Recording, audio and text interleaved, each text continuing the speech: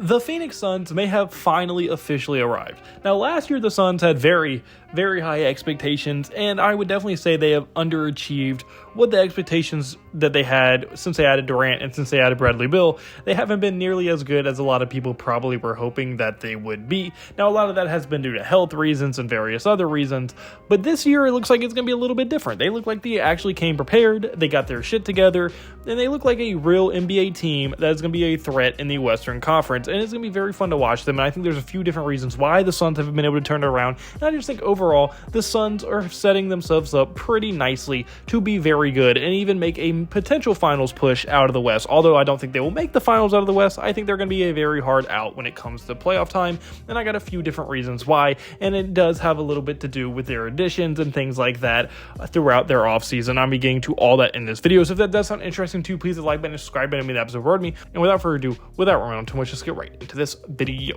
So really, first and foremost, let's just get into this entire roster and break it down as a whole. And I think that is a very big part to the success, because unlike last year, they have an all-around extremely solid team that really works well together. And starting from the top, they have some really nice star power, obviously with their big three being superstar Kevin Durant, borderline superstar Devin Booker, and all-star level player Bradley Beal. Obviously, Kevin Durant is the best player on this team. I don't need to explain to you who the fuck Kevin Durant is. He's an absolute beast. He is the snake man himself. I will never not call him a snake for what he did to OKC, but he is a absolute superstar level player. Can give you 30 any night, about 7 foot tall, crazy wingspan. You know who Kevin Durant is. Devin Booker, in the playoffs, he is extremely clutch, and he makes some huge shots. He's capable of winning games by himself, and like I said, borderline superstar level player as well. One of the best shooting guards, if not the best shooting guard in the entire NBA right now. And then also Bradley Beal is their third best player, and he is an all-star level player. Now, he hasn't made an all-star game in a few years now,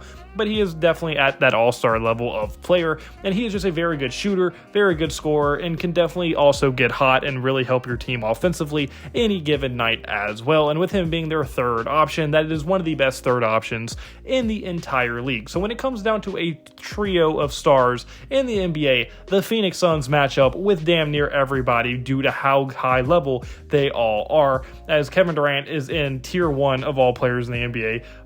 Devin Booker is either at the end of that tier 1 or at the top of the tier 2. And then I would say Bradley Beal is like tier 3 or 4 when it comes to NBA players. So it is going to be very hard to match that as a star trio. But what is different this year, it is not just them that they're going to have to heavily rely on for this offense to work. This year, they actually added a true point guard who has been paying dividends for them in Tyus Jones. Now, when you hear the name Tyus Jones, you're probably like, I mean, how much of an impact is he really making? But he is making a gigantic impact, as last year one of their major struggles was just really their offensive identity wasn't there. You didn't know what they wanted to do. Yes, they had offensive firepower in their star players, but it was like they didn't really work together. It didn't function as a group, and it was just kind of clunky when watching them. But this year, adding a legit facilitator to this offense in Tyus Jones, he has absolutely made this team very good. Their ball movement is extremely solid, and their assists per game has went up as well, as they are currently averaging 27.5 assists per game, which is good for 8th in the NBA.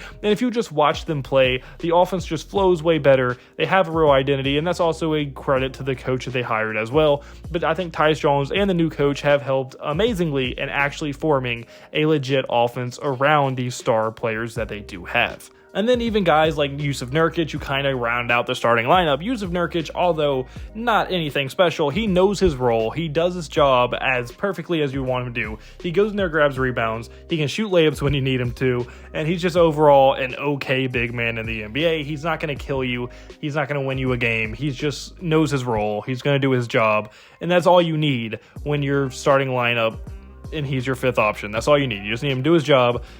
Don't hurt you.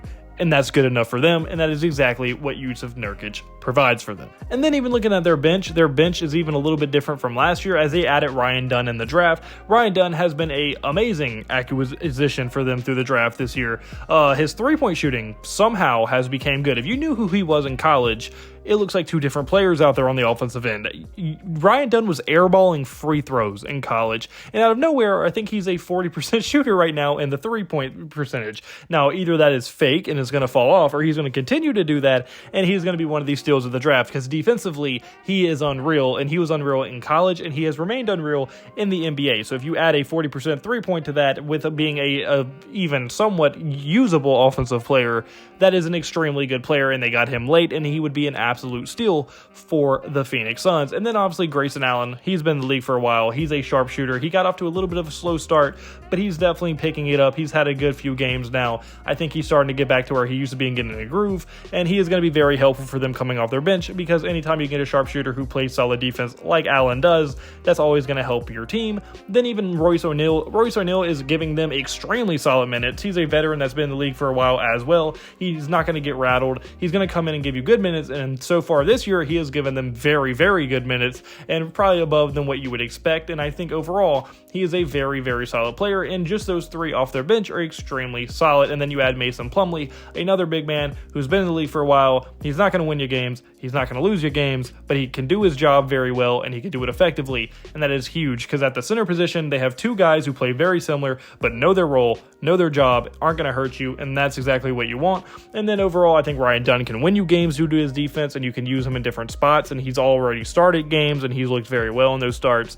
Grayson Allen you can plug in, Royce O'Neal you can plug in, and I just think overall their bench and their overall team just works extremely well together, which is a complete opposite of what you could say from last year. Last year the team was clunky, it didn't work together, it didn't flow right, and this year I think it flows perfectly. It's very smooth watching their offense, and it looks like everything really fits together much more nicer than it did just a year ago. And something very, very, very encouraging if you're a Phoenix Suns fan is the fact that this team has all the potential to be one of the best two-way teams in the entire NBA, as already early on in this season, they are currently ranked 5th in defensive rating and 16th in offensive rating. And with this really high offensive potential that they have in their star trio, that offensive rating could easily become top 10 in the NBA. Now, will it? No, they're going to have to work on it. It's not going to happen overnight.